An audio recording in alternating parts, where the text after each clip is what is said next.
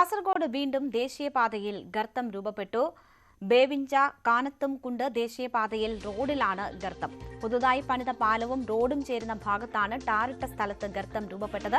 ചട്ടഞ്ചാൽ ടൗണിന്റെ കിഴക്കു ഭാഗത്ത് പെയ്യുന്ന മുഴുവൻ വെള്ളവും ഇവിടേക്കാണ് ഒഴുകിയെത്തുന്നത്. ഗർത്തം കാണപ്പെട്ട സ്ഥലത്ത് രണ്ടാമത്തെ പാലത്തിനായുള്ള കുഴിയെടുത്തു വെച്ചിട്ടുണ്ട്.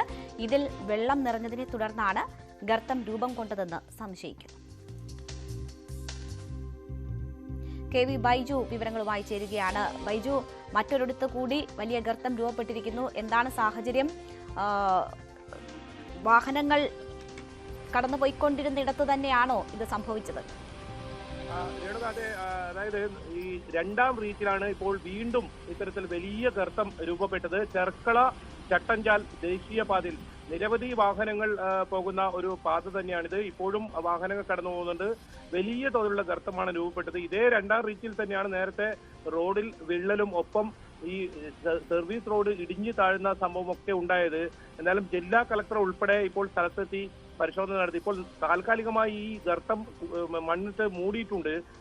ഇപ്പോൾ ആ ഗർത്തം കാണാൻ ആ രീതിയിലാക്കിയിട്ടുണ്ട്. പക്ഷെ വലിയ അപകട സാധ്യതയാണ് ഈ ഭാഗത്തുള്ളത്. നേരത്തെയൊക്കെ നമ്മൾ അടക്കം റിപ്പോർട്ട് ചെയ്തതാണ് ഈ ബേവിഞ്ച പ്രദേശത്ത് വലിയ തോതിൽ അശാസ്ത്രീയമായ രീതിയിൽ കുന്നിടിച്ചു എന്ന പരാതി വ്യാപകമായി ഉയർന്ന ഒരു സ്ഥലം കൂടിയാണ് ഇവിടെ. ഈ മേൽപ്പറമ്പ് പോലീസ് സ്റ്റേഷന് തൊട്ടടുത്തായിട്ടാണ് ഈ വലിയ ഗർത്തം രൂപപ്പെട്ടത്. അതായത് ചട്ടഞ്ചാലിൽ നിന്നുള്ള മുഴുവൻ വെള്ളവും ഒഴുകിയെത്തുന്നത് ഈ ഒരു മേഖലയിലേക്കാണ്.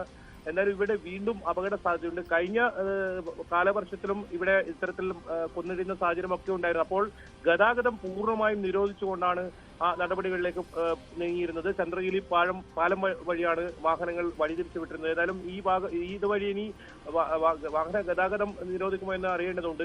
ഇന്നാണ് മേഘാ കൺസ്ട്രക്ഷൻ കമ്പനിയോട് ഇത്തരത്തിൽ ഈ വിള്ളലും അതുപോലെ തന്നെ ഇടിച്ചിലും സംബന്ധിച്ച് റിപ്പോർട്ട് ആവശ്യപ്പെട്ടിരുന്നത് കലക്ടർ. അവർ റിപ്പോർട്ട് സമർപ്പിച്ചിട്ടുണ്ടായിരുന്നു. നേരത്തെ മട്ട്ലായിക്കുന്ന് അതുപോലെ തന്നെ വീരമലക്കുന്ന് വലിയ തോതിൽ മണ്ണിടിച്ചിലുള്ള ഒരു പ്രദേശമാണിത്. അപകട സാധ്യതയുള്ള പ്രദേശമാണ്. നേരത്തെ ഒരു തൊഴിലാളി മണ്ണിടിഞ്ഞ് മരണപ്പെടുന്ന സാഹചര്യം കൂടി ഉണ്ടായിരുന്നു. എന്തായാലും വളരെ ഗൗരവമായി തന്നെ ഈ വിഷയം ജില്ലാ ഭരണകൂടം എടുത്തിട്ടുണ്ട്.